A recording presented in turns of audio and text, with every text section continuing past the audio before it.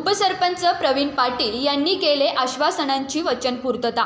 तारदाळ आज ग्रामीण भागात ग्रामपंचायतीच्या रूपाने अनेक नवग्रामपंचायत सदस्य आश्वासनांची खैरात करत निवडून येतात व दिलेल्या विकास कामांचे वचनपूर्ती ते विसरून जातात।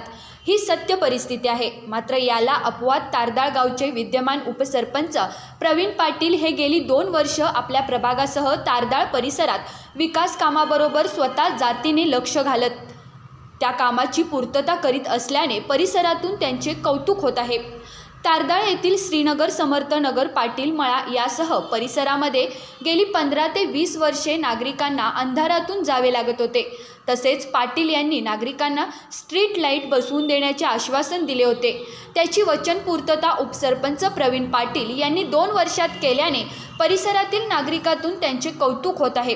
तसेच अनेक विकास कामांचा झंझावात प्रत्यक्ष जागेवर जाऊन पाहणी व प्रत्यक्षात काम अंमलात आणण्यासाठी पाठपुरावा ही त्यांची त्रिसूत्री कामं करण्याची पद्धत असल्याने पाटील हे लोकाभिमुख होताना दिसत आहेत।